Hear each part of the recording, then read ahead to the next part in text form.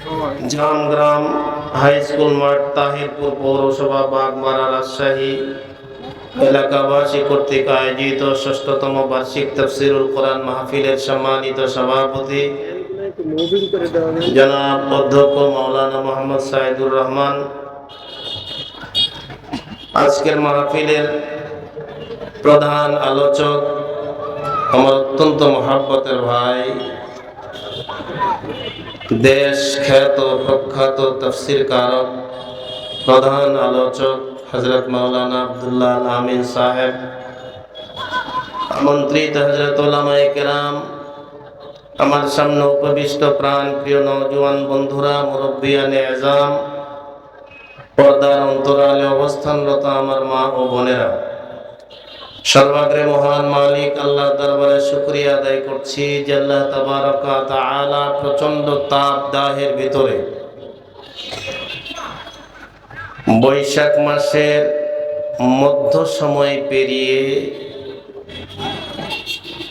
কোরআনের মহব্বত আর ভালোবাসা কলিজায় ধারণ করে কোরআনী আলোচনায় এসে বসে কিছু কথা বলা আর শোনার সুযোগ যে মহান মালিক দান করলেন, সেজন্য হৃদয়ের গভীর থেকে প্রশংসা প্রকাশ করছি, কৃতজ্ঞতা প্রকাশ করছি, শুকরিয়া আদায় করছি, পড়ছি আলহামদুলিল্লাহ।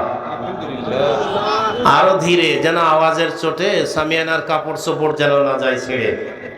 হায় রে কপাল পোড়া মুসলমান, বলুন তো এই মুখে কে দিয়েছে জবান, মাথায় কে দিয়েছে কান, কণ্ঠে সুরের কে দিয়েছে টান? আওয়াজ করে বলেন আলহামদুলিল্লাহ। অতঃপর দরুদ ও সালাম আকায়ে নামদার তাজদারে মদিনা সৈয়দুল কওনাইন শফিউল মুজনবিন রাহমাতুল লিল আলামিন আপনার আমার নবীর উপরে সকলেই পড়ে নেই সাল্লাল্লাহু আলাইহি ওয়াসাল্লাম। বাজে বাক্য আলাপ করে আপনাদের মূল্যবান সময় আমি করব না নষ্ট। এই প্রচন্ড গরমের ভিতরে দীর্ঘ রাত পর্যন্ত কথা বলে আমি আপনাদেরকে দেব না বেশি কষ্ট। 1 থেকে সোয়া ঘন্টা আলোচনা চলবে, কথা একদম স্পষ্ট। অতএব আর কোনো বাজে বাক্য আলাপ নাই, সরাসরি আলোচনায় যেতে চাই।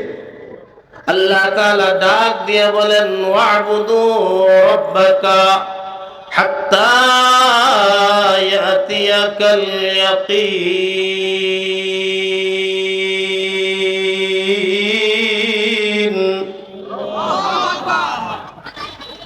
আল্লাহু আকবার মানে আল্লাহ বড়। আল্লাহ কি? এই পিছনের বাইরে এখনো বসে বসে হয়ে আছেন জড়ো সড়ো। ভাই বাজারে না ঘুরে এখানে বসে কি করো? একটু জবানটারে নাড়ো। আল্লাহু আকবার মানে আল্লাহ বড়। আচ্ছা বলেন তো, এই মাঠে যারা আমরা বসেছি, হাই স্কুল মাঠে, সবাই মিলে যদি আল্লাহকে বড় বলে ডাক দেই, আল্লাহ কি 1 ইঞ্চি বড় হবে? আরো ধীরে বলেন, আওয়াজ সামিয়ানার বাইরে যেতে পারে তো। আজকে মুসলমানদের ঈমানের আওয়াজ নিম্নগামী হওয়ার কারণে গোটা দুনিয়ায় মুসলমান মার খাইতেছে। আজকের দুনিয়ায় লাঞ্ছিত, বঞ্চিত, শোষিত, নির্যাতিত, নিপীড়িত, নিগৃহীত ফিলিস্তিন সহ গোটা বিশ্বের জমিনে রক্ত ঝরছে, সে রক্ত মুসলমানের। কারণটা কি? কারণ একটাই, অলস জাতি হয়ে গেছি আমরা। কাফের বেঈমানরা পিঠে তুলে নিচ্ছে আমাদের পিঠের চামড়া। আমরা যেন এখন হয়ে গেছি সুরে দেওয়া বলদ, দামরা। শরীরে আছি, শক্তিতে নাই, কাজের বেলায় নাই, যার কারণে আমরা মার খাই। খোদার কসম, ঈমানি বলিয়ান হয়ে মুসলমানরা যদি সামনের দিকে অগ্রসর হতো, ওই জালিম ইসরাইল ফিলিস্তিনের উপর আক্রমণ করা তো দূরের কথা, যদি চোখ রাঙায় তাকাইতো, মুসলমান চোখ উপড়াইয়া ওর চোখ কুকুরকে খাওয়াই দিত। আল্লাহু আকবার মানে আল্লাহ। কথা বলেন না কেন? আল্লাহ। আচ্ছা বলেন তো, সবাই মিলে এখানে আমরাই তো উন্নত, আর কেউ নাই, সবাই মিলে আল্লাহকে বড় বলে ডাক দিলে আল্লাহ 1 ইঞ্চি বড় হবে? পক্ষান্তরে পৃথিবীর বুকে যত মানুষ আছে আপনি মগ বলেন, মুরং বলেন, চামার বলেন, ডোমার বলেন, হাড়ি বলেন, সাঁওতাল বলেন, ইহুদি বলেন, নাসারা বলেন, বৌদ্ধ বলেন, খ্রিস্টান বলেন, হিন্দু বলেন, মুসলমান বলেন, আস্তিক বলেন, নাস্তিক বলেন, মূর্তি পূজারী, পুতুল পূজারী, চন্দ্র পূজারী, সূর্য পূজারী, এক কথায় বর্তমান দুনিয়ায় প্রায় 800 কোটি মানুষ। সব মানুষ একত্রিত হয়ে যদি আমার আল্লাহকে বড় বলে ডাক নাও দেয়, বলেন তো দেখি আমার আল্লাহ কি আধা ইঞ্চি ছোট হবে? তাহলে যারে বড় বলে ডাক দিলেও বড় হয় না, যারে বড় বলে ডাক না দিলেও ছোট হয় না। তাহলে কেন তিনি আমাদের সামনে মেলে ধরলেন এই বরত্বের বায়না?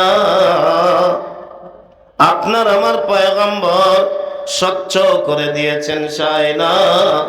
আল্লাহর কোন বান্দার বান্দি যদি আল্লাহকে বড় বলে ডাক দিয়া দেয়, আরশের মালিক আল্লাহ জগতের সব মখলুকের সামনে ওই বান্দা ও বান্দিকে বড় বানায় দেয়।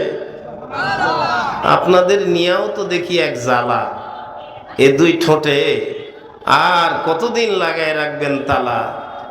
নাকি গড্ডালিকার স্রোতে ভাসতে ভাসতে সব হয়ে গেছি সোয়াবিন আলা? আল্লাহর কুদরতের কথা শুনলে অন্তত একটা শব্দের সঙ্গে দেবেন পাল্লা, হৃদয়ের গভীর থেকে সে মালিকের পবিত্রতার ঘোষণা করবেন। কি বলবেন বলেন তো? আর একটু জোরে বলেন। তাসবিহাতুন ওয়াহিদাতুন খায়রুম মিনাদ দুনিয়া ওয়া মা ফিহা। আল্লাহর পয়গম্বর ঘোষণা করেন, আল্লাহর নামের একটা তাসবিহ যদি কোনো বান্দার বান্দি তার জবান থেকে উচ্চারণ করে, খায়রুম মিনাদ দুনিয়া ওয়া মা ফিহা, দুনিয়া এবং দুনিয়ার ভিতরে যা কিছু আছে সব কিছুর চাইতে জবান থেকে বের হওয়া সুবহানাল্লাহর মূল্য কোটি গুণে মাওলার দরবারে বেশি দামি। গভীর মনোযোগ, কারণ আমাদের দিলের ভিতরে ঢুকছে দুনিয়ার নানান রকমের রোগ। সৃষ্টির শ্রেষ্ঠ জাতি হওয়ার পরেও আমরাই পোহাইতেছি চরম দুর্ভোগ। আবার মতো চাই রয়েছে কথা কন না কেন, ঠিক না বেঠিক? আমরাই সৃষ্টির শ্রেষ্ঠ, অথচ সবচাইতে বেশি দুর্ভোগ আমরাই পোহাইতেছি। কথা বলেন, কথা বলেন। ছোট্ট একটা আয়াত তেলাওয়াত করেছি যেহেতু তাফসীরুল কোরআন মাহফিল। আল্লাহ তাআলা বলেন ওয়াবুদু, খেয়াল করলে অর্থটা আপনারাও বুঝতে পারবেন। ওয়াবুদু রাব্বাকা হাত্তা ইয়াতিয়াকাল ইয়াকিন। আল্লাহ বলেন তুমি তোমার রবের ইবাদত করো যতদিন তোমার দেহের ভিতরে থাকবে জান। তুমি যদি মরতে পারো নিয়া ঈমান, কবর জগতে আল্লাহ জান্নাতের নিয়ামত তোমারে করবে দান।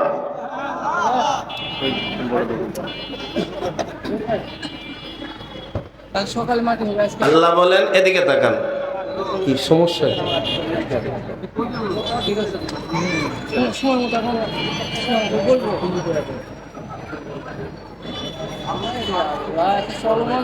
সময়ের মতো থাকে বলা লাগে। কি একটা লোক মারা গেছে, বলেন বলেন। 10-15 মিনিট আগে মারা। নাম বলেন। নাম সুরুজ্জান, মসজিদের স্ত্রী। নাম সুরুজ্জান। সহসভাপতি সাহেব বলুন, হুজুর। জি বলেন বলেন। আসসালামু আলাইকুম। একটি শোক সংবাদ, আমাদের গ্রাম মহল্লার আলোগাছির মসির উদ্দিনের স্ত্রী সুরুজ্জান কিছুক্ষণ আগে। ঠিক এরকমই আপনার আমার দুয়ারেও আসবে ভয়ঙ্কর মরণ। আসবে কি না? আল্লাহ বলেন ওয়াবুদু রাব্বাকা, এই তুমি তোমার রবের ইবাদত করো হাত্তা ইয়াতিয়াকাল ইয়াকিন, যতক্ষণ পর্যন্ত তোমার দেহে জান থাকে। তার মানে তুমি বাঁচবে যতক্ষণ, হুকুম মানবে তার ততক্ষণ। এ ঘোষণা কার? আরে জবান খুলে বলেন, এ ঘোষণা কার? কিন্তু দেখবেন দুনিয়ায় কিছু জেদি মানুষ আছে, এটা আমার আঞ্চলিক নওগাঁ জেলার ভাষায় বলে গুয়ার। গোড়া, ঠেটা, এ ধরনের কিছু লোক আছে না নাই? আপনি বলবেন একটা, ও করবে আরেকটা। আপনি বুঝাইবেন একটা, ও বুঝবে আরেকটা। তো আমি গোয়ার জেদি, গোয়ার না বলে বলছি জেদি। আল্লাহ বলেন ওয়াবুদু রাব্বাকা হাত্তা ইয়াতিয়াকাল ইয়াকিন, যতদিন তোমার দেহের ভিতরে জান থাকবে তুমি তোমার রবের ইবাদত করবে। এই জেদি লোক ডাক দিয়ে কয় রবের ইবাদত করলে আমার হবে কি? এ ধরনের কিছু লোক আছে না নাই? এই কথা বলেন, আছে না নাই? দূরের আর কাছে, টের পাবেন পাশে আপনার সাথেই আছে।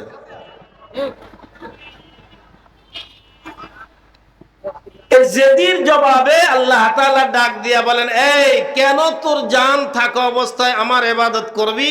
আমি আল্লাহ জানাই দিছি নবীর মাধ্যমে ১৫০০ বছর আগে আল্লাহ বলে দিয়েছেন, ওয়ামা খালাকতুল জিন্না ওয়াল ইনসা ইল্লা লিয়াবুদুন মা খালাকতুল জিন্না ওয়াল ইনসা বাখা মা খালাকতুল জিন্না ওয়াল ইনসা বাখা जुज़ इबादत निस्ते मक़सूद अज़ जहां जुज़ इबादत निस्ते मक़सूद अज़ जहां। যদি ডাক দিয়া বলে জীবন থাকা পর্যন্ত কেন রবের ইবাদত করব, আল্লাহ তাআলা তার প্রশ্নের জবাবে আগেই উত্তর দিয়ে রাখছেন। আল্লাহ বলেন আমি তোমাকে বানাইছি আমার ইবাদত করার জন্য। সুবহানাল্লাহ বলবেন, আরেকটু জোরে বলেন। কেমনে বললে যে আমি আপনাদেরকে বুঝাই? প্লিজ লুক এট মি, আমার দিকে তাকান। এই যে বাল্বগুলো আপনাদের মাঠে জ্বলতেছে, এই কোম্পানি বাল্বগুলো বানাইছে এই বাতাস দেওয়ার জন্য। আমার ভাষা মনে হয় বুঝতেছেন না। কোম্পানি বাল্বগুলো বানাইছে কি জন্য? আলো দেওয়ার জন্য। এই পাবনা থেকে ভাই মাইক সেট নিয়ে এসেছে, ডেকোরেশন করলো, লাইট লাগানোর পরে দেখা গেল দুই দিকে কানেকশন দিছে, পিছনেও দিছে সামনেও দিছে, এরপরে তার এনে কারেন্টের সঙ্গে লাগাই দিছে, সুইচ অন করছে। বাল্ব ছিল ভালো, কিন্তু সংযোগ দেওয়ার পরে দেখা যাচ্ছে জ্বলতেছে না আলো, পরিবেশ একেবারে কালো। ও এটাকে টানায় রাখবে? টানায় রাখবে? বরং এটা খুলে ফেলবে, কারণ কোম্পানি এর বানাইছে আলো দেওয়ার জন্য। আর এটা এমন একটা মেটেরিয়াল দিয়ে বানানো, এটাকে যদি কটকটিয়ালার কাছেও বেচতে নিতে যান ও নিবে না। যদি ডাক দিয়া কয় কেন আল্লাহর ইবাদত করব, আল্লাহ তাআলা ডাক দিয়া বলেন ওয়ামা খালাকতুল জিন্না ওয়াল ইনসা ইল্লা লিয়াবুদুন, আমি আল্লাহ জিন এবং মানুষকে বানাইছি আমার ইবাদত করার জন্য। মানুষ শুধু জেদি না, কিছু কিছু নবীকেও আল্লাহ দুনিয়ায় পাঠাইছিলেন যারা বড় জেদি ছিল। এক্সাম্পল হযরতে মূসা কালিমুল্লাহ, নামটা শোনেন না? নরম না গরম? যেভাবে আওয়াজ দিলেন আমি পাচ্ছি লজ্জা শরম। মূসা পয়গম্বরের মেজাজ নরম না গরম? শুধু গরম। আল্লাহরে ডাক দিয়ে কয় আল্লাহ আমি তোমারে দেখমু। আল্লাহ নিজেই বলেন লান তারানি, এ মূসা আমারে দেখতে পাবি না। কোন আমি দেখমু? হাদিসের মধ্যে আসছে মূসা আলাইহিস সালাম একদিন আদমের সঙ্গে সাক্ষাৎ। চমৎকার একটা তথ্য দিয়ে দিই। মূসা ডাক দিয়ে বলে, এই জিবরাইল মানির রাজুল, উনি কে? জিবরাইল ডাক দিয়ে বলেন আদম। মূসা আলাইহিস সালাম সালাম দিয়ে ডাক দিয়ে বলেন আনতা আদম, আপনি কি আদম? উনি বলেন হ্যাঁ আমি আদম। মূসা ডাক দিয়ে বলেন বাবা আদম, আপনি জান্নাতে কেন খাইলেন গন্ধ? আপনার কারণে এই দুনিয়ায় এখন আমাদের বের হয়ে যাচ্ছে দম। বুঝেন নাই? দেখা হওয়ার সাথে সাথে ডাক দিয়ে বলে আপনি এরকমটা কেন করলেন? জান্নাতে ছিলেন, ভালো ছিলেন, আমরা আপনার বংশ বনিয়াদ জান্নাতে থাকতাম, জান্নাতের নাজ ও নিয়ামত ভোগ করতাম। আজকে গন্ধম খায়া এই বেকাইরা মধ্যে আপনি আমাদেরকে ফেলাই দিলেন কেন? আদম আলাইহিস সালাম মুস্কি মুস্কি হেসে ডাক দিয়া কয়, এ মূসা, আমি যে জান্নাতে গন্ধম খাইছি এই গল্পটা তোমারে শোনাইলো কে? সুবহানাল্লাহ বলেন। হয় নাই? হয় নাই? জোরে বলেন সুবহানাল্লাহ। আমি যে জান্নাতে গন্ধম খাইছি এই কথাটা তোমারে কে শোনাইলো? মুসা আলাইহিস সালাম কয় আমি জানি তো, আমার উপরে আসমানি কিতাব নাজিল হয়েছে না। আল্লাহ যত কিতাব নাজিল করছেন, বড় বড় আসমানি কিতাব কয়টা? আরে আইবিএ পাস করা লাগবে না, আঙ্গুলের দিকে দেখলেও বলতে পারবেন কয়টা। একটার নাম তৌরাত, একটার নাম জাবুর, একটার নাম ইনজিল, আর একটার নাম, একটু জোরে মানেন টান, আরে উচ্চ কণ্ঠে উচ্চারণ করলেও পারবে ঈমান, জোরে মানেন টান, কি নাম? কোরআন। মুসা ডাক দিয়া বলে আমার উপরে তৌরাত নাজিল হয়েছে। এই তৌরাতের ভিতরে আল্লাহ তাআলা নিজে আমারে জানাই দিছেন আপনি জান্নাতে ছিলেন, জান্নাতের ভিতরে আল্লাহ নিষেধ করছে, এরপরে আপনি গন্ধম খাইছেন। ও বন্ধু, এই কথাটা আল্লাহ কোরআনের ভিতরেও বলছেন, ইয়া আদম আনতা ওয়া যাওজুকাল জান্নাহ ওয়ালা তাকরাবা হাযিহিশ শাজারা। আদম, আপনি আপনার বিবিরে নিয়ে জান্নাতের ভিতরে অবস্থান করেন, খবরদার এই গাছটার কাছেও আপনি যাবেন না। আল ইনসানু হারিসুন মা মুনিয়া ফি, এটা একটা আরবি প্রবাদ বাক্য, যে মানুষকে যে কাজের জন্য নিষেধ করা হয় মানুষ ও কাজ করার জন্যই লালায়িত বেশি হয়। কথা বলেন, কথা বলেন। হঠাৎ করে রাস্তায় আপনার এক বন্ধুর সঙ্গে দেখা হয়ে গেছে, কিন্তু আপনি পিছনে একটা বিপদ ফেলে আসছেন, দেখে ডাক দিয়া কয় দোস্ত এই দিকে যাস না দোস্ত, তুই ওই দিক দিয়া যা। কয় ওকে দোস্ত, ঠিক আছে, তুই বলছিস আমি আর যাই। যখন দেখছে দোস্ত সরে গেছে, তখন ও ঘুরে ঘুরে ওই দিক দিয়েই যায় দেখার জন্য যে ঘটনাটা কি। কথা বলেন, কথা বলেন। হযরত আদম আলাইহিস সালাম ডাক দিয়া বলেন, এ মুসা, আমি যে জান্নাতে গন্ধম খাইছি এই তথ্য তোমারে দিল কে? আল্লাহ দিয়েছেন, আমার উপরে নাজিল হওয়া তাওরাতের ভিতরে আল্লাহ বলেছেন আপনি জান্নাতের ভিতরে গন্ধম খাইছেন, আল্লাহ জান্নাত থেকে তাড়াই দিছে, যার কারণে দুনিয়ায় আসে। আপনার এই গন্ধম খাওয়ার কি জানেন গুণ? ফেরাউন নিজে আমারে এখন করতে চাইতেছে খুন। আপনি এটা একটা কাজ করছেন। হযরত আদম আলাইহিস সালাম ডাক দিয়া বলেন, এই শোনেন, খেয়াল করেন কথাটা, আলোচনা কিন্তু আমার শুরুও হয় নাই, আরম্ভ হয় নাই, তবে শুরু হবে হবে এরকম একটা ভাব চলতেছে। এবার সবাই মিলে বলেন তো দেখি, ইবাদত করব কার? হুকুম মানব কার? গোলামি করব কার? আসমান কার? জমিন কার? যদিও বলতেছি মুখে, আসলে এর বাস্তব চিত্র নাই আমাদের বুকে, যার কারণে শ্রেষ্ঠ জাতি হওয়ার পরেও আমরাই মরতেছি ধুকে ধুকে। কথা বলেন, কথা বলেন। বলতেছি তো, দাবি করতেছি হুকুম মানবো আল্লাহর, গোলামি করবো আল্লাহর, আল্লাহ তাআলার হুকুম মেনে চলবো। কয়টা মানুষ এই মজলিসে এরপরও হিসাব করলে দেখা যাবে খোদার কসমও যদি খায় আমারে কাফারা দেওয়া লাগবে না, এমনও লোক বসে আছে আল্লাহর মেহেরবানিতে আজকের ফজরের নামাজ পড়ি নাই। এই যুবক, কথা কস না কেন? আওয়াজ দে, কথা বল, ঠিক না বেঠিক? জহর পড়ি নাই, আসর পড়ি নাই, মাগরিব পড়ি নাই। রাত তো এখন 9:30 বাজে, নিয়ত করে রাখছে আল্লাহ দিলে এসব পড়বো না, ওয়াজ করেন হুজুর সারা রাত শুনবো। এই জাতি মার খাবে না? মার খাবে কোন জাতি?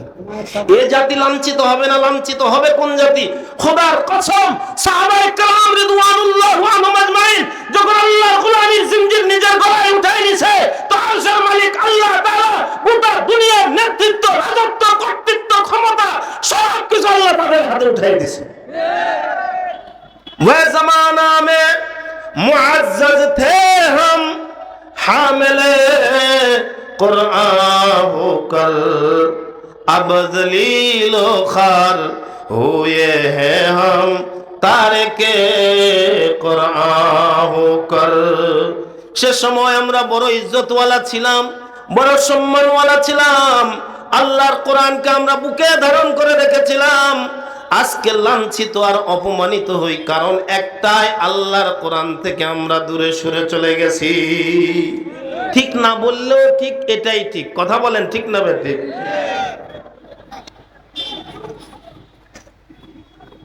আদম আলাইহিস সালাম ডাক দিয়া বলেন, এ মুসা, রেফারেন্স তো দিলা তৌরাতের, তো চিকন একটা কথা আমাকে বলো, তৌরাতটা লেখা হয়েছে কবে তোমার জানা আছে? জীবনের শ্রেষ্ঠ একটা আওয়াজ দিয়ে সুবহানাল্লাহ বলবেন। না না না, তথ্যটা দিয়ে দিই। কবে লেখা হয়েছে তুমি বলতে পারবা? এই শিক্ষিত সমাজ, জামগ্রাম হাই স্কুল মাঠে যারা উপস্থিত হয়েছি, তাহিরপুর পৌরসভার নওজোয়ান যুবক মুরব্বী, আপনারা এই পৌরসভার বাজারের দোকানে যাবেন, একটা কেকও যদি কিনতে যান 30 টাকা 50 টাকা দিয়া, দেখবেন এর ভিতরে ছোট্ট একটা স্লিপ লাগানো থাকে। দেখছেন কখনো? খেয়াল করছেন? এই ছোট্ট স্লিপটাতে দুটা, এটা তৈরির তারিখ কত আর এটার এক্সপায়ার ডেট কবে, এটা তৈরি হয়েছে কবে, এটা শেষ হবে কবে।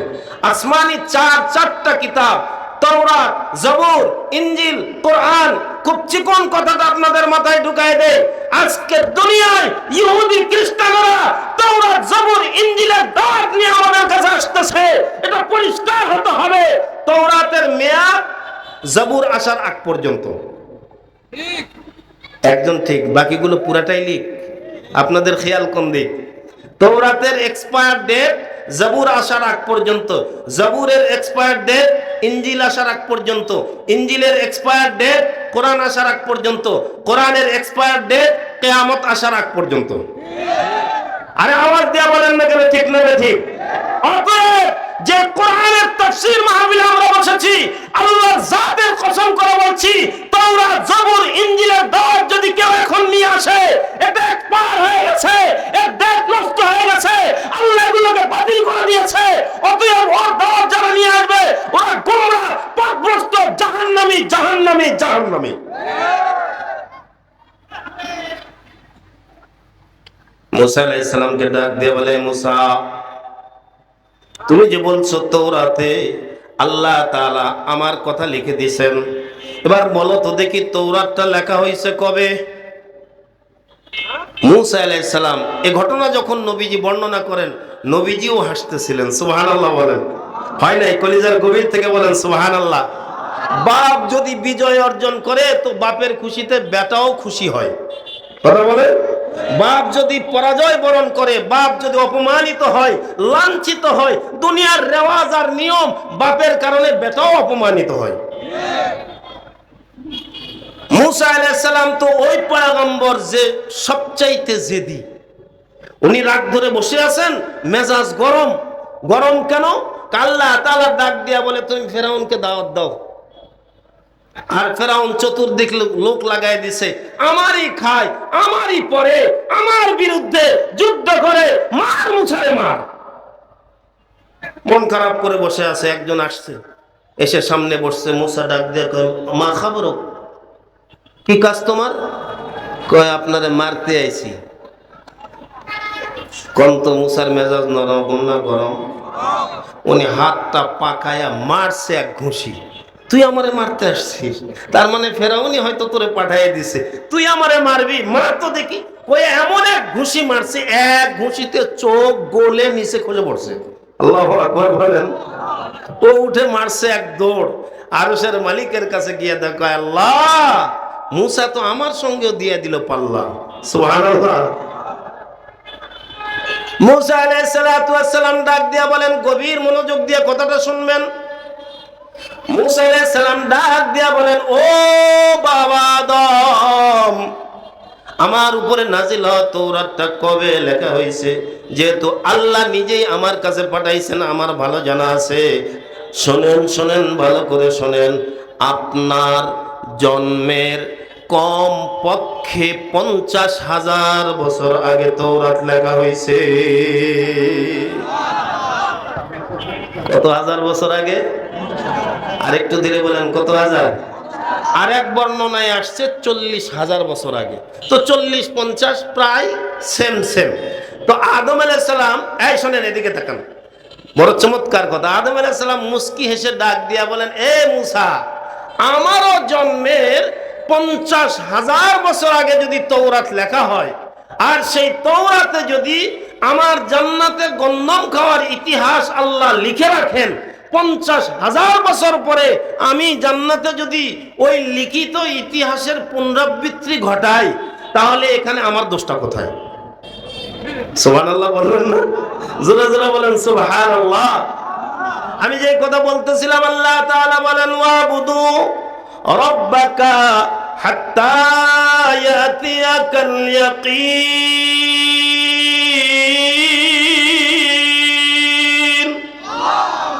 আল্লাহ তাআলা ডাক দিয়া বলেন, তোমরা তোমাদের রবের ইবাদত করো যতদিন তোমাদের দেহের ভিতরে জান থাকে। আর একবার শেষবারের মতো বলুন তো দেখি, দেহে জান দিয়েছেন কে? আমাদেরকে বাঁচিয়ে রেখেছেন কে? একটু আগে একজন মা মারা গেল, মৃত্যু দিলেন কে? মৌত কো মত দূর সমঝো, মৌত है हरदम करीब, यार तेरे कौन होगा गोर जाने के लिए, काम आने का नहीं हर एक जुदा हो जाएगा, बल्कि हर हर उज़्व दुश्मन जान का हो जाएगा। ভালো করে রাখবেন স্মরণ, আপনার আমার দুয়ারেও একদিন আসবে ভয়ঙ্কর মরণ। ফাঁক দিয়া চিকন একটা কথা বলি, এদিকে তাকান, এদিকে তাকান। যার ঘরে সন্তান জন্ম নেবে প্রকার চার, নবীজি বলেন আল্লাহ নিজে হবেন ওই সন্তানের মা বাবার জান্নাতের জিম্মাদার। আরেকটু জোরে বলেন সুবহানাল্লাহ। মনে হয় বুঝাইতে পারলাম না, আবার বলি। আল্লাহর পয়গম্বর বলেন চার প্রকারের সন্তান যাদের ঘরে জন্ম নেবে, অর্থাৎ চার প্রকারের যে কোনো এক প্রকার সন্তান যদি কারো ঘরে জন্ম নেয়, আল্লাহর পয়গম্বর ইরশাদ করেন আরশের মালিক আল্লাহ নিজে ওই সন্তানের মা বাবার দায়িত্ব নিয়ে আল্লাহর শ্রেষ্ঠ নিয়ামত জান্নাতটা তারে দিয়ে দেবে। আল্লাহ যদি দয়া করে আমাদেরকে জান্নাত দেয়, আল্লাহর জান্নাতে যাইতে রাজি আছি? কারা কারা দুটো হাত উঁচু করে দেখান তো, দেখেন তো কোনো বর্ণ চোরা কপাল পোড়া আছে নাকি যে হাত তোলে নেয়? হাত টান করেন, বলেন আল্লাহ। হয় নাই? জবান খুলে বলেন আল্লাহ আমাদের সবাইকে তোমার জান্নাত দান করো। জোরে বলো না আমিন।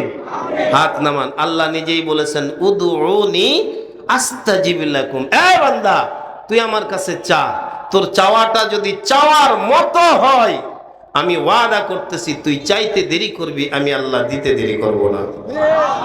জোরে বলেন সুবহানাল্লাহ।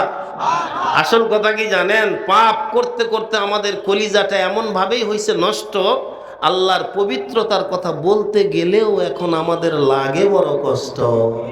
কথা একদম স্পষ্ট। এখনই যদি বলা হয় যুবক গাও তো দেখি একটা গান, তো দেখবেন ও মারবে কষা একটা টান। কথা বলেন, কথা বলেন, কথা বলেন। সরকারে দু আলম নবী বলেন চার প্রকার সন্তান যাদের ঘরে জন্ম নেবে, এই চার প্রকার সন্তানের কারণে আরশের মালিক আল্লাহ নিজে ওই সন্তানের মা বাবার জান্নাতের দায়িত্ব গ্রহণ করবেন। চার প্রকারের দুই প্রকার সন্তান তৈরি হবে আপনার আমার মেহনতে, আর দুই প্রকার সন্তান হবে আল্লাহ তাআলার দান। এই কেমনে? আমার দিকে তাকান। চার প্রকারের দুই প্রকার যার পিছনে আমি মেহনত করব, তো আল্লাহ এই মেহনতের বদৌলতে আপনাকে আমাকে জান্নাত দেবেন। আর দুই প্রকারের সন্তান আল্লাহ নিজেই দান করবেন, ওই সন্তানের কারণে আল্লাহ আপনাকে আমাকে জান্নাত দান করবেন। সুবহানাল্লাহ বলেন। একটু বুঝাই বলি, আপনি যদি আপনার সন্তানের পিছনে মেহনত করেন, যে আপনি ডাক্তার বানাবেন, চেষ্টা করলে আপনার সন্তানটা ডাক্তার হইতে পারে, চেষ্টা করলে মাস্টার হইতে পারে, চেষ্টা করলে ইঞ্জিনিয়ার হইতে পারে, চেষ্টা করলে ব্যারিস্টার হইতে পারে, চেষ্টা করলে মেয়র হইতে পারে, চেষ্টা করলে এমপি হইতে পারে, চেষ্টা করলে মন্ত্রী হইতে। কথা বলেন।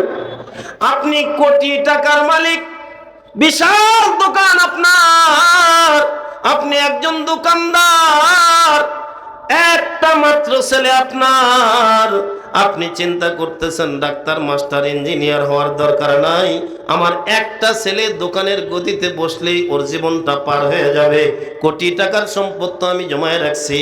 তো দেখা যায় আপনি দোকানদার, যৌবন প্রাপ্ত হওয়ার পরে আপনার ছেলেটাও দোকান। কথা কয় না? তাহলে আপনার ছেলেকে মেহনত করে আপনি দোকানদার বানাইলেন, ছেলেকে মেহনত করে আপনি ডাক্তার বানাইলেন, মাস্টার বানাইলেন, ইঞ্জিনিয়ার বানাইলেন। ছোট্ট করে বলে দিয়ে যায়, এই তাহেরপুরের বাপেরা, তাহেরপুরের মায়েরা, ছোট্ট করে বলে দিয়ে যায় মেহনত কইরা আপনার সন্তানটাকে যদি হাফেজে কোরআন বানাইতে পারেন, আলেমে বা আমল বানাইতে পারেন, সরকারে দু আলম নবী বলেন হাফেজে কোরআনের মা বাবার মাথায় ময়দানে মাশরে আল্লাহ শুধু নূরের টুপি পড়াই দেবে তা না, আল্লাহ ডাক দিয়া বলবেন যাও যাও, আমি আল্লাহ দায়িত্ব গ্রহণ করলাম, এ সন্তান তুমি তোমার মা বাবাকে সঙ্গে করে নিয়ে আমি আল্লাহর জান্নাতে চলে যাও। 2 নম্বর ওই সন্তান, কষ্ট হচ্ছে, 2 নম্বর ওই সন্তান যেই সন্তানটা আল্লাহর দান। এমন সন্তান অনেকের ঘরেই হয়। নবী যখন এই বর্ণনা দেন, আল্লাহর নবীর চোখ থেকেও মুক্তার দানার মতো গাল বেয়ে বেয়ে পানিগুলো পড়তে থাকে। সরকারে দু আলম নবী বলেন যার ঘরে সন্তান জন্ম নিয়েছে বটে, প্রাপ্তবয়স্ক হওয়ার আগেই সন্তানটা মারা গেছে। আল্লাহর পয়গম্বর বলেন আমি নবী নিজেও ভুক্তভোগী, আমার এমন সন্তান দুনিয়া থেকে বিদায় নিয়ে চলে গেছে। এ বন্ধু, রব্বে কাবার কসম করে বলছি, এই 2টা হাত দিয়া কত মানুষের লাশ আমি কবরের ভিতরে নামায় রাখলাম। একদিন তো আমি আমার বাপের লাশটাও নিজের হাতে কবরে নামায় রাখছি। ঠিক তেমনি আমি বাপ হইয়া আমার নিজের ছেলে সন্তানের লাশটাও কিন্তু আমি কবরের ভিতরে নামায় রাখছি। সরকারে দু আলম নবী বলেন এমন সন্তান যদি কারো ঘরে জন্ম নেয়, সন্তানটা জন্ম নেওয়ার পরে দিন জিন্দা ছিল অথবা বালেগ হওয়ার আগে আগে সন্তানটা মারা গেছে, সরকারে দু আলম নবী বলেন এমন সন্তানের মা বাবা যদি সবরে জামিল ইখতিয়ার করে, ধৈর্য ধারণ করে, কারণ জীবন দিয়েছেন কে? জীবন নিয়েছেন কে? আল্লাহর পয়গম্বর বলেন এমন অপ্রাপ্ত বয়স্ক সন্তান ইন্তেকাল করলে ওই সন্তানকে আল্লাহ তাআলা হুকুম দেবেন যাও যাও, তুমি তোমার মা বাবাকে সঙ্গে করে নিয়ে আমি আল্লাহর জান্নাতে চলে যাও। 3 নম্বর একেবারে সংক্ষিপ্ত করে বলে দেই, 3 নম্বর ওই সন্তান, সরকারে দু আলম নবী নিজে বলেন, আমার দিকে তাকান, আল্লাহর পয়গম্বর মদিনাতুল মুনাওয়ারা থেকে জিহাদের ময়দানে গেছেন। জিহাদের ময়দান থেকে পরন্ত বিকেলে নবীজি মদিনায় ফিরে এসেছেন। আল্লাহর পয়গম্বর তাকিয়ে দেখেন একজন মহিলা, যার দিকে নজর পড়তেই নবীজি তারা চিনে ফেলেছেন। আল্লাহর নবী, রহমতের নবী, দয়ার নবী, উম্মতের কান্ডাই নবী, নিজের আর ধরে রাখতে পারেন নাই। নবীজির চোখ দিয়া পানিগুলো পড়ে। আল্লাহর পয়গম্বর ডাক দিয়া বলে বোন, তোমার সন্তান বুঝি অমুক? ও বলে নাম ইয়া রাসূলুল্লাহ। আল্লাহর পয়গম্বর বলেন তোমার সন্তানটা আমার সঙ্গে জিহাদের ময়দানে গিয়েছিল। বলে ইয়া রাসূলুল্লাহ গিয়েছিল। আল্লাহর পয়গম্বর ডাক দিয়ে বলেন আমি নবী নিজে দেখতেছিলাম কাফেরের সামনে হক আর বাতিলের লড়াইয়ে তোমার সন্তানটা জিহাদের ময়দানে কাফেরদের মোকাবেলা করতেছিল। কচু কাটার মতো কাফেরদের সঙ্গে যুদ্ধ অবতীর্ণ হয়েছিল। আমি পয়গম্বর তার দিকে তাকায় রইছিলাম। এক পর্যায়ে দেখি কাফেরের তলোয়ারের আঘাতে তোমার সন্তানটা শাহাদাত বরণ করছে। আমি পয়গম্বর নিজে তার কাফনের ব্যবস্থা করছি। আমি পয়গম্বর নিজে তার জানাজার নামাজ পড়াইছি। আমি পয়গম্বর নিজের হাতে তার লাশটা কবরে নামায় রাখছি। সরকারে দু আলম, আপনার আমার পয়গম্বর যখন কথাগুলো বলছিলেন, আল্লাহর নবীর চোখ বেয়ে বেয়ে পানিগুলো পড়তেছিল। এ যুবক বন্ধুরা তাকিয়ে দেখো, ওই মহিলা ঠিক এমনই কায়দায় নবীজির কথাগুলো শুনতেছিলেন আর মায়ের চোখ থেকে পানিগুলো পড়তেছিল। এবার নবীর সামনে বা ডাক দিয়ে বলেন ওগো নবী, যে তাকায় দেখেন আমি আমার হাত দিয়ে আমার চোখের পানিগুলো মুছে ফেললাম। আমি আমার সন্তানের জন্য আর এক চিলতেও কাঁদবো না, আর একটু হা হুতাশ করব না, কারণ আপনার পবিত্র জবান থেকে শুনেছি ওগো নবী আপনি বলেছেন কেউ যদি দ্বীনের জন্য নিজের জীবন উৎসর্গ করে দেয় তো শাহাদাতের মর্যাদা আল্লাহ তাআলা দিয়ে দেয়। আর যে শাহাদাতের মর্যাদা অর্জন করে আরশের মালিক আল্লাহ শহীদের মা বাবাকে নিজ দায়িত্বে জান্নাত দিয়ে দেয়।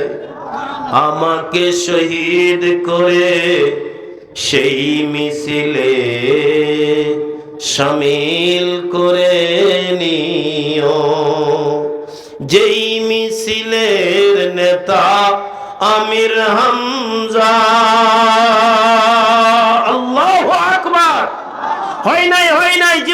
সর্বশ্রেষ্ঠ আওয়াজ দিয়ে বলেন আল্লাহু আকবার।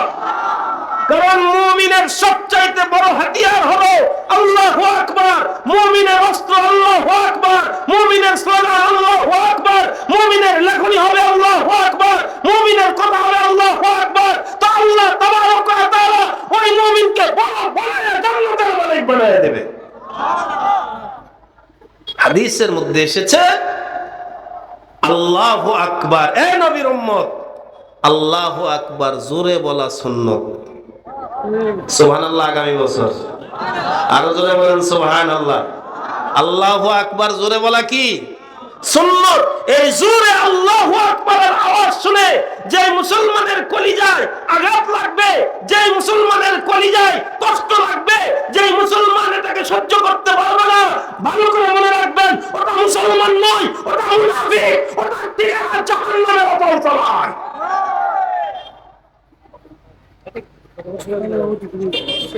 বলেন তো আজানে আল্লাহু আকবার ধীরে না জোরে? আপনাদের আওয়াজ শুনে তো আমারই মাথা ঘোরে। আজানে আল্লাহু আকবার ধীরে না জোরে? ইকামতে আল্লাহু আকবার ধীরে না জোরে? নামাজে আল্লাহু আকবার ধীরে না জোরে?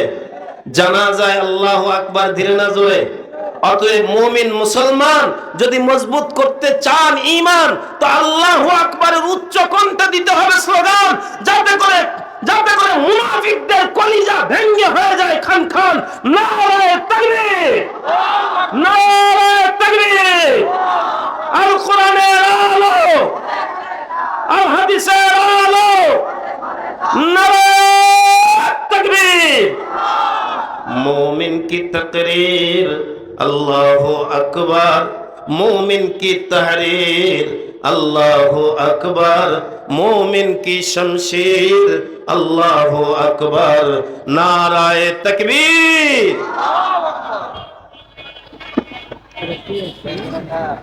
আমাকে শহীদ করে সেই মিছিলে শামিল করে নিও, যেই মিছিলের নেতা আমির হামজা, খুবাইব খাব্বাব আল্লাহর ছিল যারা অতি প্রিয়,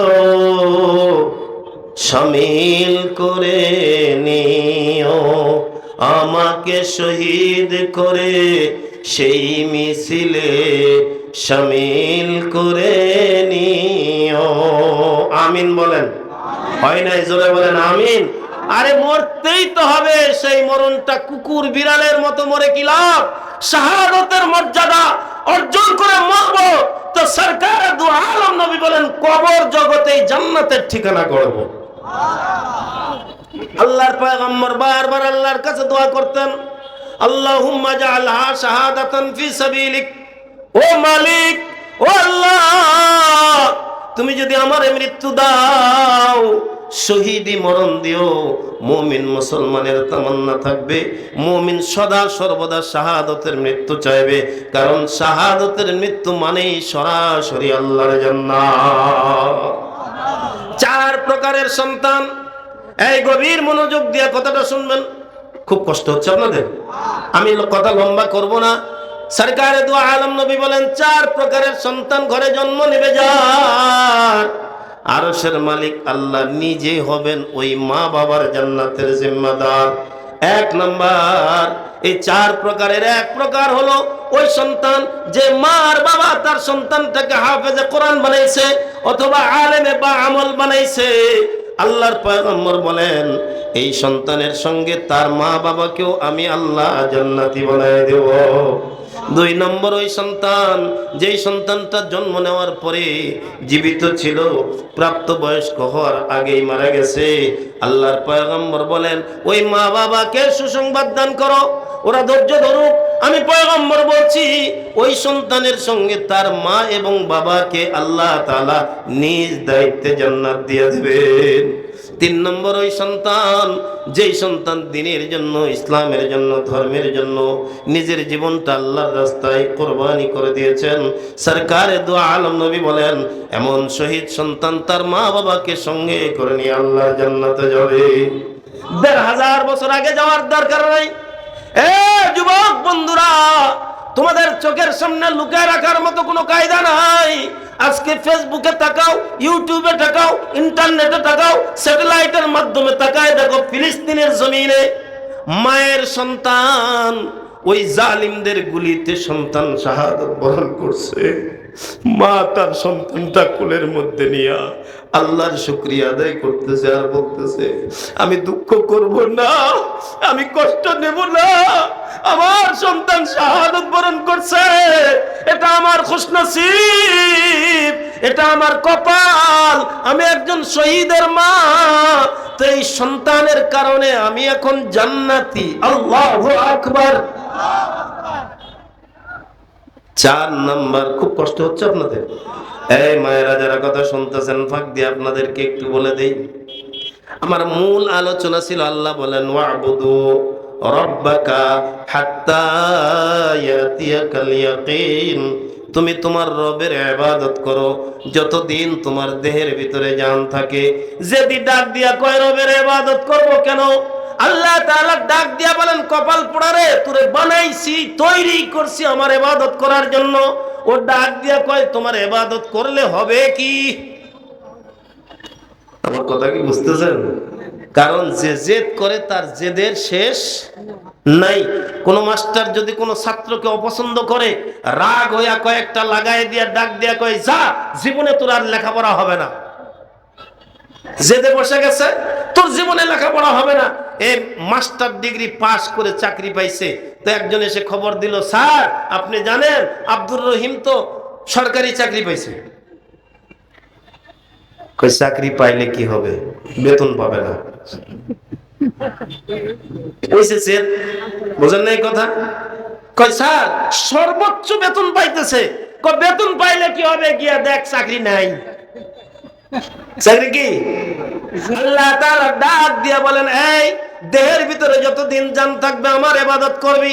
যদি ডাক দিয়া কই তোমার ইবাদত করলে কি হবে, কেন তোমার ইবাদত করব, আল্লাহ বলেন তোরে বানাইছি আমার ইবাদত করার জন্য। যদি ডাক দিয়া কই ইবাদত করলে আমার লাভ কি, আল্লাহ তাআলা ডাক দিয়া বলেন ফাদখুলি ফি ইবাদি ওয়াদখুলি জান্নাতি। আল্লাহ তাআলা ডাক দিয়া বলেন, তুই বান্দা যদি ইবাদত না করিস, আমি আল্লাহর এক জাররা পরিমাণ ক্ষতি নাই। তুই যদি ইবাদত করে গোটা দুনিয়া সহিস, আমি আল্লাহর এক বিন্দু পরিমাণ লাভও নাই। আমার লাভও নাই, আমার ক্ষতিও আরো ধীরে বলেন আছে। গোটা দুনিয়ার সব মানুষ যদি আল্লাহর নাফরমানিতে ভরায় দেয়, আল্লাহ তাআলার এক বিন্দু পরিমাণ ক্ষতি নাই। গোটা পৃথিবীর সব মানুষ যদি আল্লাহরে আল্লাহ মাইনা তার কুদরতি পায় লুটে পড়ে, আল্লাহর এক বিন্দু পরিমাণ পর্যন্ত লাভ নাই। লাভ আর ক্ষতি সব কিছু আপনার আমার সঙ্গেই সম্পৃক্ত। কথা বলেন, কথা বলেন। মূসা আলাইহিস সালাম একদিন আল্লাহর কাছে প্রশ্ন করছেন, কারণ মূসাকে বলা হয় কালিমুল্লাহ। সব মনে হয়ে গেছেন ভুল্লাহ। মূসাকে বলা হয় মূসা কালিমুল্লাহ, যে আল্লাহর সঙ্গে কথা বলে। তো একদিন বলছে আল্লাহ নামাজ তোমার জন্য, রোজা তোমার জন্য, যাকাত তোমার জন্য, ইবাদত তোমার জন্য, তো আমার জন্য কি? কথা বোঝেন নাই? আমরাও তো বলি ইন্নাস সালাতি ওয়া নুসুকি ওয়া মাহইয়ায়া ওয়া মামাতি লিল্লাহি রাব্বিল আলামিন। আমার নামাজ, আমার কুরবানি, আমার বেঁচে থাকা, আমার মরে যাওয়া, ও মালিক সব তোমার জন্য। আল্লাহ তাআলা ডাক দিয়া বলবেন, বান্দা এখন তুমি ধন্য, আমার জান্নাতটা শুধু বান্দা তোমারই জন্য। মূসা আলাইহিস সালাম ডাক দিয়া বলেন, আল্লাহ নামাজ তোমার জন্য, রোজা তোমার জন্য। কারণ রোজা শুধু আমাদের জন্যই নয়, সব নবীদের আমলে রোজা ছিল। কোরআনে আল্লাহ তাআলা নিজেও বলেছেন, রমজান মাস আসলে ওলামায়ে কেরাম আপনাদেরকে শোনায় দেয়, কুতিবা আলাইকুমুস সিয়াম কামা কুতিবা আলাল্লাযিনা মিন ক্বাবলিকুম লাআল্লাকুম তাত্তাকুন। হয় নাই, হয় নাই। আল্লাহু আকবার, জোরে বলেন। এ বন্ধু, এই দিনই পরিবেশে বসলে এখানে নাটকের আওয়াজ হয় না, থিয়েটারের আওয়াজ হয় না, জয় রাম আওয়াজ হয় না, বরং এরকম পরিবেশে বসলে মুমিনের জবান দিয়া আল্লাহর নাম, আল্লাহর তাসবিহ বেশি উচ্চারণ হয়, তো দুর্বল ঈমানটাকে আল্লাহ তাআলা মজবুত করে দেয়। আলোচনার প্রায় শেষ প্রান্তে এসে আপনাদের কাছে অনুরোধ করতে চাই, একবার সকলে হৃদয়ের গভীর থেকে প্রাণ ভরে চিৎকার দিয়ে বলতে পারবেন কি আল্লাহু আকবার? আমি মনে হয় বুঝাইতে পারি না আমার মনের ভাষা, হয়তো আপনারা বোঝেন নাই আমার দিলের আশা। যদিও বলতেছি আমি আমার মাতৃভাষা, আমি বলেছি পারবেন কি না? হ্যাঁ, আমি তো মাতৃভাষায় বলতেছি, নয়তো আমার নওগাঁর একটা আঞ্চলিক ভাষা আছে, আপনাদের এখানকার আঞ্চলিক ভাষা নাই, তাইপুরের আঞ্চলিক ভাষা নাই। যেমন আমার মাতৃভাষা হলো তুমি কোথায় যাচ্ছ, এটা আমার নওগাঁ জেলার মহাদেবপুরের খাস আঞ্চলিক ভাষা হলো তুই কুটি যাচ্ছ। আমার সাথে চলেন বগুড়ার দিকে, দেখবেন ওরা আবার বলবে কুটি যাচ্ছে পারে। চলেন চট্টগ্রামের দিকে, দেখবেন ওরা আবার বলবে বদ্দা হড়ে দেয়। সিলেটে চলেন, দেখবেন ওরা আবার বলবে অ্যাবলাই কই যান। রংপুর, দিনাজপুর, ঠাকুরগাঁ, পঞ্চগড় যাবেন, দেখবেন ওরা আবার বলবে কুত্তি যাসো বা হে। আচ্ছা বলেন তো দেখি, আপনাকে আমাকে কেউ যদি কুত্তা কুত্তি বলে ডাক দেয়, মাথা ঠিক থাকবে? অথচ সেটাই তাদের আঞ্চলিক ভাষা, তাদের কাছে বড় খাসা, যদিও আমাদের কাছে শুনতে লাগতেছে বড় সর্বনাশা। আল্লাহর নামের একটা তাকবীর দেওয়া লাগবে, পারবেন সবাই? সবাই পারবেন? আচ্ছা বলেন তো দেখি, যে কোনো তাকবীর, যে কোনো স্লোগান, যে কোনো মিছিল বসে বসে দিলে ভালো হয় না দূরে দূরে থাকলে ভালো হয়, নাকি একটু দাঁড়ায় দিলে ভালো হয়? অনেকক্ষণ ধরে মাঠে বসে আছেন, মাঠে যারা আছেন আল্লাহর রাস্তায় সবাই একটু দাঁড়ান তো দেখি, দাঁড়ান দাঁড়ান দাঁড়ান। বলেন তো দেখি, যে দুটো পায়ের উপরে দাঁড়িয়েছেন, পা দুটো কে দিয়েছেন? পিছনে যারা আওয়াজই দিলেন না, তারা কার সঙ্গে দিলেন পাল্লা? যে মুখ দিয়ে আল্লাহ শব্দ উচ্চারণ করলেন, এই মুখটা কে দিয়েছেন? যে কান দিয়ে শুনে শুনে আমার প্রশ্নের জবাব দিচ্ছেন, কান দুটো কে দিয়েছেন? যাই কম্পিউটার দিয়ে আমার দিকে তাকিয়ে রয়েছেন, এই চোখ দুটো কে দিয়েছেন? কি আসলে আল্লাহ দিয়েছেন নাকি আমার তালে তাল মারতেছেন? তাহলে ফাঁক দিয়ে আমিও নিতে চাই একটু হালকা রেস্ট। তাহিরপুরের যুবক মুরব্বী, আপনাদেরকেও নরমালি একটু করে দেখতে চাই টেস্ট, দেখি আপনাদের ইমানটা অ্যাবনরমাল নাকি বেস্ট। লিল্লাহি তাকবীর, নারে তাকবীর, কোরআন সুন্নাহর আলো, নারে তাকবীর। যদিও দেখতে মনে হচ্ছিল মাঠ ভাঙ্গা, কিন্তু এখন বুঝতে পারতেছি যে না, আপনাদের ইমানের আওয়াজ মোটামুটি চাঙ্গা। পরিপূর্ণ ইমানের আলোতে আল্লাহ আমাদের কলিজাটা করে দিক রাঙ্গা। সকলে বলুন আমিন। আরেকটু জোরে বলুন, আল্লাহ আমাদের সকলের জান্নাতের হয়ে যাক জামিন। আর একবার বলুন আমিন। একটু সামনের দিকে আগে বসেন, জিকির করেন সুবহানাল্লাহ ওয়ালহামদুলিল্লাহ লা ইলাহা ইল্লাল্লাহ সুবহানাল্লাহ লা ইলাহা ইল্লাল্লাহ লা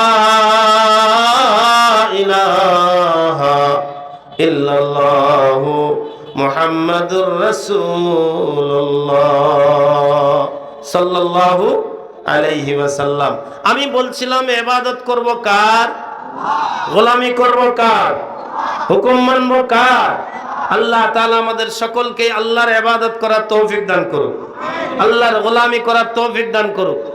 এই মনে করবেন না যে শুধু নামাজ পড়াই বুঝি ইবাদত, শুধু রমজান মাসে রোজা রাখার নামই বুঝি ইবাদত, শুধু হজ করার নামই বুঝি ইবাদত না। মুমিনের দৈনন্দিন প্রত্যেকটি কাজ আল্লাহ এবং তার রাসূলের আনুগত্যের মাধ্যমে করার নামই ইবাদত। ঠিক না বললেও ঠিক, কথা কর না কেন? ঠিক না বেঠিক? কেমনে বুঝাইলে আমি আপনাদেরকে বুঝাবো? আপনি পেশাব করবেন, পায়খানা করবেন, ওয়াশরুমে যাবেন, বাথরুমে যাবেন, যাবেন তো? কি বলেন? পেশাব লাগছে যাবেন না? পায়খানা লাগছে করবেন না? এটার জন্য আপনি আমি বাধ্য। আমি যত বড়ই পীর গাউস কুতুব হই না কেন, আমিও বাধ্য, আপনিও বাধ্য। কারণ আমাদের প্রবাদে একটা কথা বলে আমাদের এলাকায়, আপনাদের এদিকে বলে কিনা জানি না, কয় হাগা মানে না বাঘা। পায়খানা যদি লাগে ও আর কিছুই মানে না, যতক্ষণ পর্যন্ত নিষ্কাশন না হবে ততক্ষণ পর্যন্ত শান্তি নাই। সরকারে দু আলম নবী বলেন, উম্মত পায়খানা করতে গিয়েও যদি তুমি পালন করতে পারো আমি নবীর সুন্নত, তা আমি নবী বলছি তুমি পায়খানা করো নাই, তুমি নেক আমল অর্জন করে ফিরলা। আরেকটু ধীরে বলেন।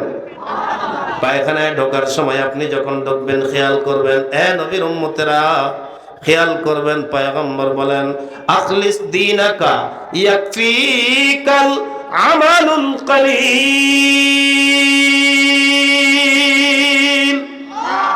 খুলুসিয়তের সাথে যদি ক্ষুদ্রাতি ক্ষুদ্র একটা কাজ আপনি করেন, আল্লাহর পয়গম্বর বলেন ওই ক্ষুদ্র কাজটা আপনার জান্নাতে যাওয়ার জন্য যথেষ্ট হয়ে যাবে। বুখারীর হাদিস আপনারা সবাই জানেন, নষ্টা মহিলা, ভ্রষ্টা মহিলা, দেহ ব্যবসায়ী মহিলা, যে তার যৌবন বিক্রয় করে জীবন চালায়, এমন একটা মহিলা, তার মানে সে উৎকৃষ্ট নয়, সে নিকৃষ্ট। আর নিকৃষ্ট একটা জানোয়ার কুকুরকে পানি পান করানোর কারণে পৃথিবীর কেউ দেখে নাই, দেখেছেন কে? জবান খুলে বলেন কে? আজকের মাহফিল শেষ হওয়ার পরে যখন বাড়ির দিকে রওনা করবেন, হাতে লাইট নাই, মোবাইলের আলো জ্বালায় রাস্তা দিয়ে যাইতেছেন, কিছুক্ষণ আগে রাস্তা দিয়ে একটা বুটবুটি গেছে, একটা কাঁকড়া গেছে, আদলি একটা ইট রাস্তার মাঝখানে পড়ে রয়েছে, আপনার মোবাইলের আলো দিয়ে আপনি দেখতে পাইছেন।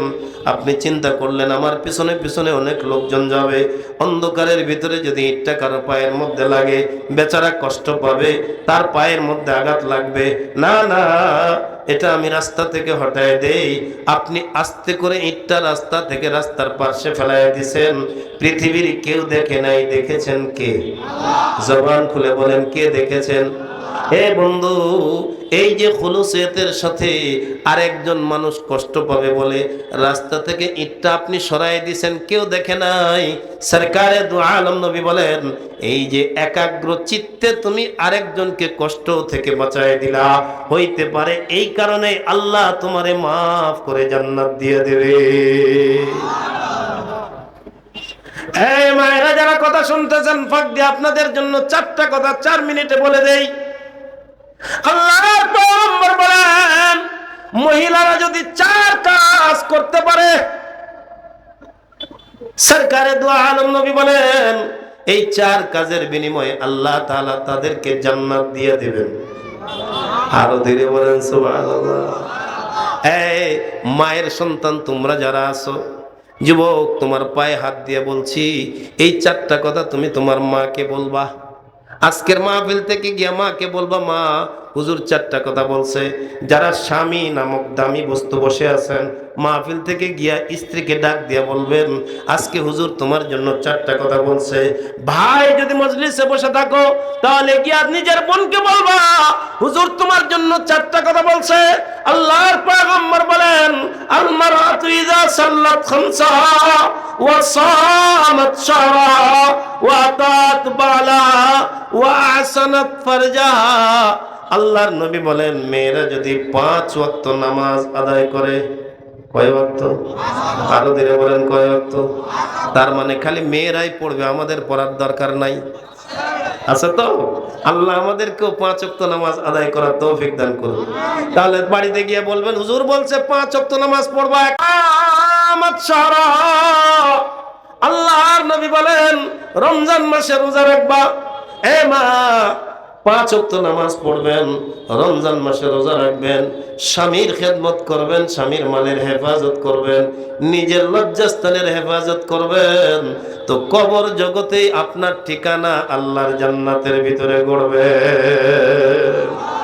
কয় কাজ? কথা বলেন কয় কাজ? তাহলে 1 নম্বর 5 ওয়াক্ত নামাজ মেয়েরাও পড়বে, আমরাও পড়বো। রমজান মাসের রোজা আমরাও রাখবো, তারাও রাখবে। 3 নম্বর মা চমৎকার ঐতিহাসিক একটা তথ্য 2 মিনিটে জানায় দেই। স্বামীর খেদমত করবেন, স্বামীর খেদমত করবেন, স্বামীর খেদমত করবেন। মা এসা মা ফাতেমা বলেন আমার বাবাই বলছেন স্বামী স্ত্রীর কাছে পৃথিবীর সব পুরুষের চাইতে বেশি দামি। মনে হয় আপনারা কম দামি। সুবহানাল্লাহ কন না কেন? আরো যারা বলেন সুবহানাল্লাহ। এই মা যেই স্ত্রীর মর্যাদা পাইছেন যেই স্বামীরে পাইয়া নিজের বাপের বাড়িতে থাইকাই মর্যাদা পাইতেন না, শরীয়তের একটা বিধানের সম্পৃক্ততার কারণে শুধু কবুল ভইলা যেই বাড়িতে আসলেন, আপনার সন্তান হলো, একদিন আপনি মা হলেন, একদিন দাদি হইলেন, একদিন নানি হইলেন, এরপরেও শরীয়তের বিধানটা কত মারাত্মক। এরপরেও যদি আপনার সঙ্গে বনিবনা না হয়, 50 বছর পরেও যদি স্বামী বলে তালাক, এই সংসার থেকে বউ তুই হালাক। কথা কয় না, কথা কয় না। এজন্য বলি মা, সরকারের দু আলম নবী বলেন 3 নম্বর নিজের স্বামীর খেদমত করবেন, স্বামীর মালের হেফাজত করবেন। আল্লাহর পয়গম্বর বলেন লজ্জাস্থানের হেফাজত করবেন, তো আপনার ঠিকানা আল্লাহর জান্নাতে করবেন। বড় চমৎকার একটা কথা মনে পড়ছে, 2-3 মিনিট লাগতে পারে, বলবো বলবো বলবো। আপনার আমার পয়গম্বরের বড় আদরের জামাই, এই কথাটাই শুধু বলে দেই খালি, ফাতেমার স্বামীর নাম হযরতে, একটু দেন না জোড়া তালি, হযরতে আলী। আলী ধনী ছিলেন না গরিব ছিলেন, মদিনায় পরের বাড়িতে কামলা দিয়া জীবন চালাইতেন। একদিন পরন্ত বিকেলে, এই মা যারা কথা শুনতেছেন আপনাদের জন্যই এই কথাটা বলতেছি, কারণ বর্তমান সিচুয়েশনে, বর্তমান সময়ে, বর্তমান বউরা স্বামীর খেদমত করতে চায়, আরো দিনে বলেন চাই, বরং বউ হওয়ার পরে ধরে দুনিয়ার নানান রকমের বায়না। হযরত আলী রাদিয়াল্লাহু তাআলা আনহু, পরন্ত বিকেল, ডুবন্ত সূর্য, সন্ধ্যা ঘনীভূত প্রায়, পশ্চিম গগনটা রক্তিমাবাই লালে লাল হয়ে গেছে। পরের বাড়িতে কামলা দিয়া নিজের ঘরের দিকে ফিরতেছেন, মদিনার মসজিদের নববীর কিনারা দিয়া যখন আসতেছেন, এমন সময় বেলালের কণ্ঠে মাগরিবের নামাজের আযানটা হয়ে যায়। হযরত আলী রাদিয়াল্লাহু তাআলা চিন্তা করলেন মাগরিবের নামাজটা পড়েই যাই, সুবহানাল্লাহ বলে। আর আমরা ওই নবীর উম্মত, খালি আজান শুনলেই হয়।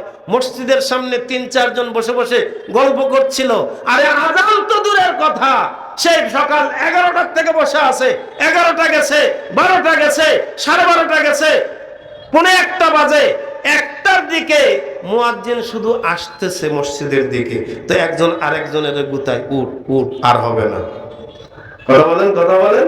তার মানে আজান শুনলে শয়তান পালায়, আর ওই নবীর উম্মত আমরা গন্ডারের চাইতেও মোটা হয়ে গেছে চামড়া।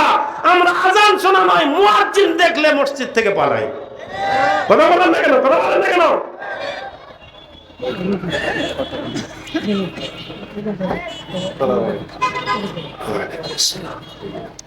হযরত আলী রাদিয়াল্লাহু তাআলা আনহু মাগরিবের নামাজ আদায় করলেন। এই খেয়াল করে দেখবেন, আমার দিকে তাকান প্লিজ। যখন যেদিন আপনি পরিশ্রম বেশি করবেন, শ্রম বেশি দেবেন, দেখবেন সেদিন শরীর কিন্তু খুব ক্লান্ত হয়ে যায়। কি ক্লান্ত হয় না, চাঙ্গা হয়? ক্লান্ত হয়ে যায় না? শরীর নড়বড়ে হয়ে যায়, মনে হয় যেন আর চলবে না। আরে শরীরের মধ্যে এসে যায় আলিশ, গাছের গোড়াতেও যদি আপনি হেলান দেন, নাক ডাকা শুরু হয়ে যায়, লাগে না কাঁথা বালিশ। কথা বলেন, কথা বলেন। আপনি জমিনের আলের সাইডে ছোট্ট গাছের কিনারায় একটু হেলান দিয়ে দিয়েছেন, দেখছেন এখন নাক ডাকা শুরু হয়ে গেছে। হযরত আলী রাদিয়াল্লাহু তাআলা আনহু চিন্তা করলেন, সারাদিন পরিশ্রম করার পরে মাগরিবের নামাজ পড়ছি, শরীরের মধ্যে অলস অলস ভাব। মূল আলোচ্য বিষয় ছিল ইবাদত করব কার? আল্লাহ বলেন ওয়াবুদু রাব্বাকা হাত্তা ইয়াতিয়াকাল ইয়াকিন, তোমরা তোমাদের রবের ইবাদত করো যতদিন তোমাদের দেহের ভিতরে জান থাকে। এই ঘোষণা কে দিয়েছেন? আবার বলেন না যে আমি মুফতি সাহেব এসে এই ফতোয়া দিয়ে গেলাম, না, এই ফতোয়া আল্লাহ তাআলা নিজেই দিয়েছেন যে আমি তোমাদেরকে সৃষ্টি করেছি, আমি আল্লাহ ঘোষণা করেছি আমার ইবাদত তোমরা করবা, কারণ তোমাদেরকে তৈরি করছি আমার ইবাদত করার জন্য। যদি বিরক্তি লাগে তাহলে সুসংবাদ গ্রহণ করো, আমার ইবাদত করবা, আমার গোলামি করবা, আমি মাওলায়ে পাকের কুদরতি দরবারে লুটে পড়বা, তোমার জান, তোমার মাল, তোমার ইজ্জত, তোমার সম্মান সব কিছু আমার জন্য কুরবানি করবা। তো আমি আল্লাহ ওয়াদা করছি আমার শ্রেষ্ঠ নিয়ামত জান্নাতটা আমি তোমাদেরকে দিয়ে দেব। এই মা, 4টা কথা শুনবেন, 5 ওয়াক্ত নামাজ আদায় করবেন, রমজান মাসে রোজা রাখবেন, স্বামীর খেদমত করবেন, স্বামীর মালের হেফাজত করবেন, নিজের লজ্জাস্থানের হেফাজত করবেন। আল্লাহর পয়গম্বর বলেন, আল্লাহ তাবারকা তাআলা আপনার জন্য জান্নাতের সব দরওয়াজাগুলো উন্মুক্ত করে দেবে। কারণ খাবারের ফিকির কোনো বিবির করার দরকার আছে? আরো ধীরে বলেন, আছে? স্বামী করবে। যদি স্বামীর সংসার না হয়, বাপের সংসার তো বাপ করবে। স্বামীর সংসারে স্বামী করবে, স্বামী নাই সন্তান করবে। কারণ তাদের কোনো খাওয়া পড়ার চিন্তা, আরো ধীরে বলেন, চিন্তা। স্বামী যদি চুরিও করে আনে, স্বামী যদি ডাকাতিও করে আনে, যদি স্ত্রী জানে, এরপরে স্ত্রীর কোনো সমস্যা নাই, স্ত্রী মানা করবে। যদি শুনে শুনবে, না শুনে না শুনবে, কিন্তু স্ত্রী স্বামীর কামাই করা খাবার খায় ইবাদত করবে, আরশের মালিক আল্লাহ কবুল কইরা নেবে। হযরত আলী রাদিয়াল্লাহু তাআলা চিন্তা করলেন, এশার নামাজটা পড়েই যাই। একবারে সংক্ষিপ্ত করে বলি, উনি চিন্তা করলেন, যাক এশার নামাজ পড়েই এরপরে যাব। এশার নামাজ পড়লেন, বাড়িতে গেলেন, যাওয়ার পরে ডাক দিয়া বললেন, ফাতেমা খাবার দাও। হযরত ফাতেমা রাদিয়াল্লাহু তাআলা আনহা খাবার রেডি করলেন, খাইলেন। খাওয়ার পরে বিছানায় শুয়ে পড়লেন। কিছুক্ষণ পর আলী ডাক দিয়া বলেন, ফাতেমা আমার একটু পানি দাও, পানির পিপাসা লাগছে। হযরত ফাতেমা চিন্তা করলেন, ঘরের কাজটা শেষ করেই পানিটা দেই। তবে ঘরের কাজ শেষ করার পরে পানি দিতে গিয়ে দেখেন হযরত আলীর নাক ডাকতেছে। কি ডাকতেছে? দেহের যতগুলো অঙ্গ প্রত্যঙ্গ আছে সবাই ডাকে, তবে দুইটা অঙ্গের ডাকের আওয়াজ হয়। কয়টা? কথা কয় না, কয়টা? একটা হলো নাক, আর একটা হলো মুখ। মুখেরও আওয়াজ হয়, নাকেরও আওয়াজ হয়, কিন্তু অন্য অন্য অঙ্গ দিয়া যদি কেউ ডাকে, ডাক বোঝা যায় কিন্তু আওয়াজ হয়। কেমনে বললে বোঝাবো? দেখেন তো, আমি আপনাদেরকে ডাকতেছি, আওয়াজ হয়। আমি আপনাদেরকে মেজাজ দেখাইতেছি, আওয়াজ হয়। চোখ মারতেছি, আওয়াজ হয়। মাথা দিয়া ডাকতেছি, আওয়াজ হয়। আওয়াজ হয় নাক দিয়া। ফাতেমা চিন্তা করলেন, ঘরে পানি নাই, তাহলে উপায় কি? বর্তমান সময়েও এত অত্যাধুনিক যুগ হওয়ার পরেও সৌদি আরবে দুই ধরনের পানি, একটা হলো জমজম কূপের পানি, আর না হয়তো আরব সাগরের পানি। কিন্তু আল্লাহর এত বড় মেহেরবানি যে মক্কা মদিনায় এখন কোন মুহূর্তেই পানি নিয়ে নাই টানাটানি। সুবহানাল্লাহ বলেন। ঝর্ণা থেকে পানি আনার জন্য গেছেন, পানি নিয়ে আসছেন, পাত্রে ঢালছেন। এ মা, কথাটা গভীর মনোযোগ দিয়ে শুনবেন, আপনার জন্যই কথাটা বলছি। পানি হাতের মধ্যে নিয়ে যখন আলীর কিনারায় গেছেন, গিয়া দেখেন আলী নাক ডাকতেছে।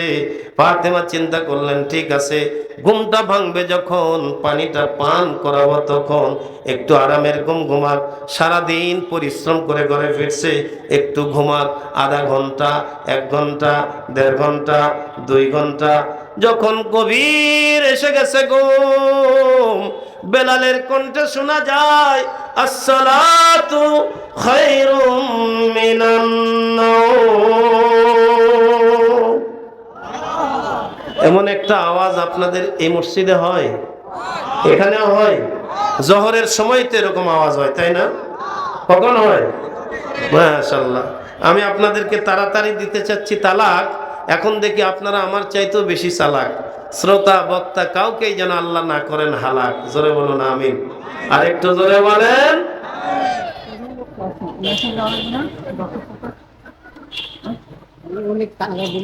হযরত